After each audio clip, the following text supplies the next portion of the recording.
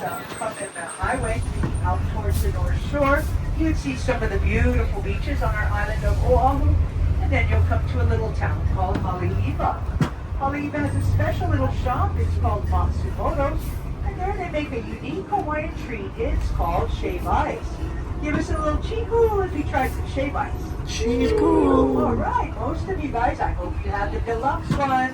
This is the one that has ice cream on the bottom of the rainbow snow cone, and then it's drizzled over the top with sweet condensed milk. Oh, found it very delicious. I'd like to teach you the Hawaiian word for delicious. Everybody say, oh no. Oh no. Hawaiian shave ice says? Oh no, good for you guys. Now remember that Hawaiian word is commonly used here. And I taught it to you because we're going to use it a little bit on our tour this morning. I'm going to take you on a swing through the diversified agriculture section of Kualoa Valley.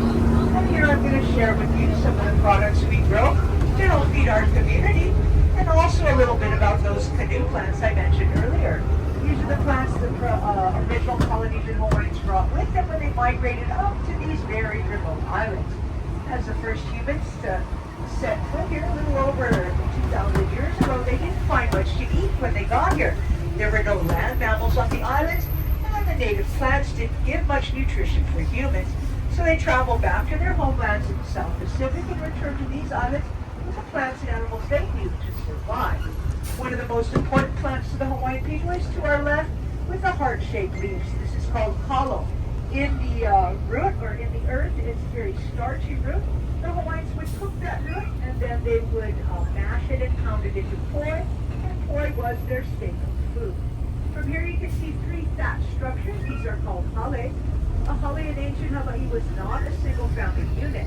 A hale was a community structure, and each hale had a purpose. They were shared. Left and right families, you'll see some bananas. And growing under the bananas, well actually there's a big tree right there. You see the red-billed birds there?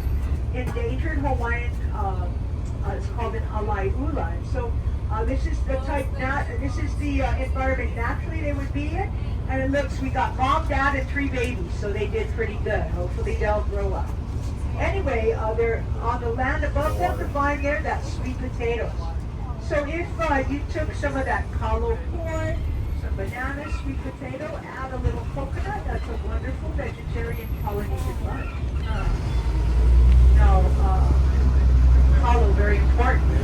Coconut is very important throughout all of Polynesia. The plant itself, well over 50 uses. I like to talk about the fruit of it. On the outside of the coconut fruit is a husk. It's about 3 inches thick, very tough, very fibrous. In fact, if you wanted to remove that husk, you would take a tool and a bit of expertise. But what it's doing is protecting and preserving the nut on the inside, and inside of that nut is both food and fresh water. The Hawaiian people believe that fresh water of the coconut to be the cleanest because it had never touched the earth. They would sometimes use that clean coconut water for ceremonial blessings. Up on the hill to the left, families, you'll see some of our Dorper sheep. Now this is a special breed of sheep we've chosen to grow here because these sheep don't need to be sheared. They evolved in South Africa to shed their wool every late spring, so it keeps them much more comfortable in the warm summer months and saves the farmer quite a bit of work. He doesn't have to shear a sheep every day. Back to that coconut for just a moment. When the Polynesians would go voyaging on their canoes, coconuts were their emergency provisions. They would carry lots of coconuts, and if they ran out of water, they could then turn to that coconut to help them survive through any challenges. In the Kualoa or land division, all food was shared. Fishermen shared with the farmer, farmer shared with the fishermen. No money in ancient Hawaii, no tradesies, no commerce stuffing food. All food given with love and alone. The earthen ponds to our left, growing in these, we have tilapia fish. Very easy fish to grow. The large mature trees to our right, these are called breadfruit. We call it lulu. The large starchy root can be used any way a potato can. Make boiled corn fry. And breadfruit is a staple food throughout Polynesia and the Caribbean. To our right, some papayas, left and right.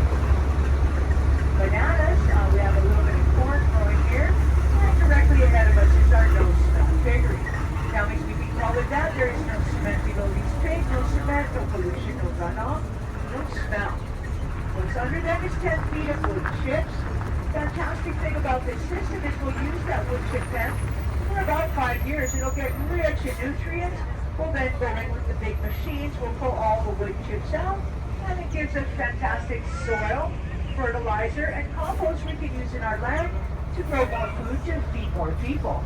Now, because these piggies don't have to smell themselves or each other, oh, it makes them very happy. Ooh, happy piggies make the most pork chops, roast pork, chicharrones. Families to our left are working turkeys. The turkeys have a job. Their job is to eat the bugs, eat the weeds, and to poop. They keep the field clear for the farmer. And it works out pretty well for those turkeys until about the first or second week of November. To our right are laying hens. Each hen will lay 6 to 8 eggs a week. We have brown eggs and white eggs. The trees to our left, cacao. Pods of cacao will be getting chocolate. To our right, some more papayas. Now, you didn't know this about papayas, though. They're very good for your digestion. Yeah. Papayas help you make a smooth morning constitution. Our shade house here, families. In the back, some more cacao, the raised red beds, garden vegetables. Interesting cactus here. This is the cactus that gives us dragon fruit. We have a big plot of it up there. And in this area, we also have beehives to give us honey. And we do grow a very special orchid. This orchid is not about the flower. This is the orchid that gives us the vanilla bean. We're very proud to take you through our agriculture section, family. You know that we're more than tours, more than movies. We're happy to grow food to help feed our community. Directly ahead of us, the Kualoa mountain range rises 1,800 feet above sea level. The peak is known as Kualoa. Far back in the valley, oh, beautiful clear day, Oahu, 2,400 feet high. And to our right, the Macau range, 1,400 feet high. Large stone idol to our left, which is in the shape of a moai. Moai come from the Easter Islands. There, the Rapa Nui people will carve these large stone idols out of quarries and move them to prestigious places on their islands. This is a 20% scale model. It was specifically molded for the National Geographic documentary titled Walking with Giants.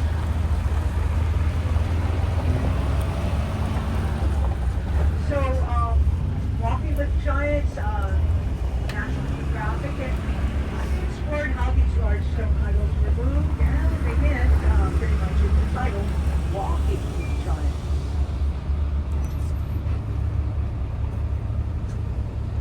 As you exited Battery Cooper, you probably noticed a 6-wheel drive pit-scour vehicle. That vehicle is a film use prop for the movie Jurassic World. In Jurassic World, the Dominus Rex has escaped, and everyone is scrambling to get to safety.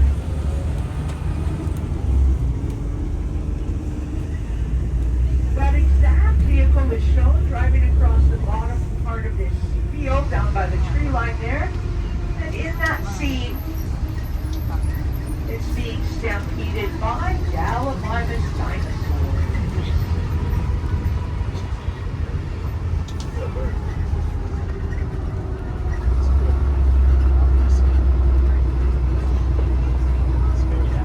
The Jurassic series started 31 years ago with the release of Jurassic Park. Jurassic Park, of course, the first in a series of many Jurassic movies, and Jurassic Park primarily filmed on our island of Kauai. But in 1992, before the filming was completed, Kauai was hit directly with a Category 4 hurricane. A hurricane devastated the island of Kauai. Spielberg and his crew came here to this island, and lucky for us to this valley, a special scene. Before I describe that to you, though, families, you're going to see a whole bunch of cattle.